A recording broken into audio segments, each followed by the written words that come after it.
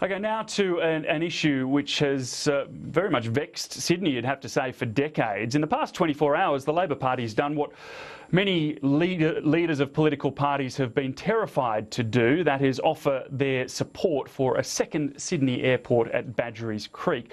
The federal government also appears close to approving the project, but Western Sydney MP Ed Husic is very much against it. He joins me now from our Sydney studio. The New South Wales Labor Party, Ed Husic, has offered this bipartisan support to the Prime Minister. What does it mean for residents of Western Sydney if this project, after 40 years or so, does go ahead? All John Robertson's done is sign up to a question mark. I mean, we don't know any detail about what's actually on the table for this proposal. Is it going to be as big as Brisbane or Heathrow? Is it going to have 2 or 3 runways? Which way are they going to point?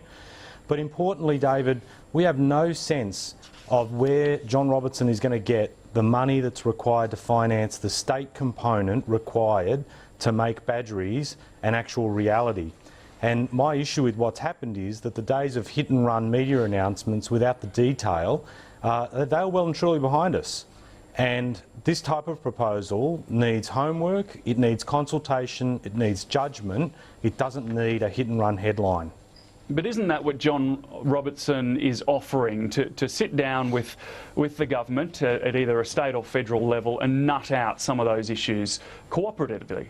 Well, he hasn't actually consulted, like he's written to a Liberal federal leader and a Liberal state leader, and he hasn't even bothered consulting with his own people. I mean, I cover part of John Robertson's state electorate of Blacktown out in Western Sydney, and he's never actually bothered to speak on an issue of federal implication to federal MPs, or I'd be surprised state MPs out our way, about the issue, and it's not good enough. As I said, you know, the biggest thing for John Robertson is to find the money. It's one thing for him to say, I will find the money to make it work, just like it's one thing for me to say, I will win Powerball. It doesn't necessarily mean ambition's going to match reality.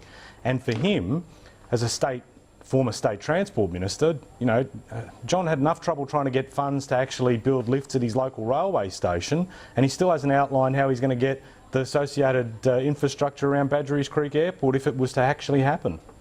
Well, what about the jobs argument? Unemployment, we saw this week, has hit 6%.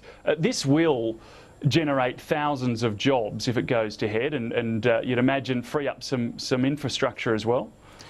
Look, I think there will be discussion about the jobs of Badgerys-Creek Airport, but what's happened is that people have said, and I notice the Sydney Business Chamber keeps moving the goalposts on this, they've at one point said it'll generate 30,000 jobs, and in the last week they've changed it to 60. If it's 30,000 jobs, it's the size of Brisbane Airport without a curfew, sitting in an area that's one of the fastest growing regions in the country, Western Sydney. And if it's 60,000, that's about a JFK or Heathrow style airport with no detail. And this is my thing, that you need to have the detail. If you're going to come up with a position, sure, do it. But as I said, do the homework, consult, then make the judgment. And that's what John Robertson's failed to do, and he's inadvertently taken us backwards where we used to be criticised at the state level for making big infrastructure announcements without providing the detail. He's done exactly the same thing here, and I don't think that's good enough. So do you feel betrayed by John Robertson, your party at a state level? I think he's going to have a lot of, as I said, you know, he's signed up to a question mark and he hasn't got any answers. He needs to come up with those answers. Because there are a lot of people that are affected by it. Now, you know, you've said, for example, there will be people that argue about the jobs. You know, in our area, in the state seat that John Robertson represents within the Blacktown LGA, I've seen some of the reports that in an LGA that has 160,000 people, 500 jobs will be created. You know, but you know, you don't know that detail because people haven't talked it through, and he needs to do just that. He needs to actually talk with people before he makes a hit-and-run announcement. Ed Husic, thanks so much for your time this morning. Good on you. Thanks for your